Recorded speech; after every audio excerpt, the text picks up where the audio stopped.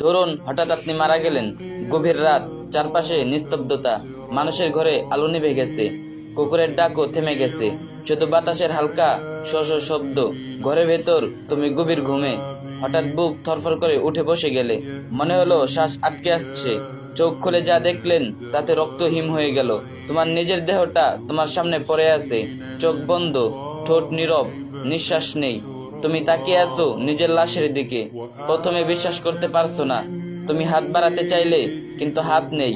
তুমি চিৎকার করে বলতে চাইলে, না এটা আমি নয়, কিন্তু মুখ নেই, শব্দ নেই।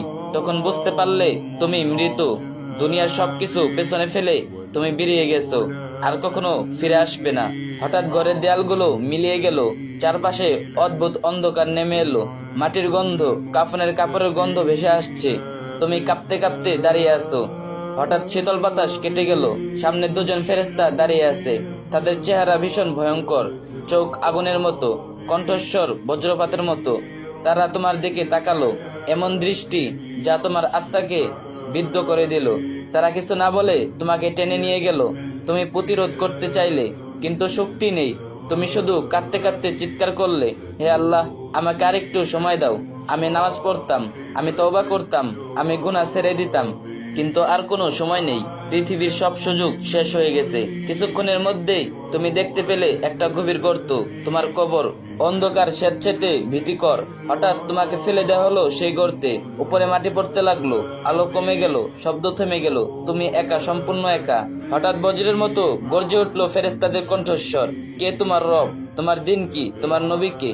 তুমি উত্তর দিতে চাইলে, কিন্তু মুখ শুকিয়ে গেছে, জিভ নড়ে না, তোমার বুক ফেটে যাচ্ছে, চোখ থেকে অশ্রু ঝরছে। তুমি কাঁপতে কাঁপতে বলছো, আমি জানতাম, আমি জানতাম, কিন্তু আমি করিনি। হে আল্লাহ, মাফ করে দাও। কবরের দেয়াল তখন চাপ দিতে শুরু করলো। অস্থির মজা ভেঙে যাচ্ছে মনে হলো। চারপাশে সাপ বিচ্ছুর গর্জন। তুমি কাঁপতে কাঁপতে চিৎকার করলে, কিন্তু কেউ শুনলো না। তারপর হঠাৎ এক অদ্ভুত দৃশ্য তোমার সামনে ফুটে উঠলো। এক বিশাল ময়দান, কোটি কোটি মানুষ একসাথে দাঁড়িয়ে আছে। সূর্য মাথার উপরে, এত কাছে যে মানুষের মগজ গলতে শুরু করেছে। কেউ কাঁদতে কাঁদতে, কেউ দৌড়াচ্ছে, কেউ শুধু বলছে, ইয়া নাফসি, ইয়া নাফসি, আমার প্রাণ, আমার প্রাণ। তুমি তখন দেখলে নবীগণ দাঁড়িয়ে আছেন, উম্মতদের জন্য দোয়া করছেন। আর এদিকে জাহান্নামের আগুন গর্জন করছে। আগুনের শিখা এত ভয়ঙ্কর যে মনে হলো পুরো দুনিয়া গিলে ফেলবে।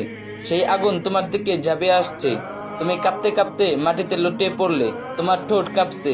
হে আল্লাহ, আমি দুনিয়ার গুনাহ করেছি, আমি নামাজ ফেলে দিয়েছি, আমি ভুল করেছি, কিন্তু আমি তোমাকে ছেড়ে যাইনি।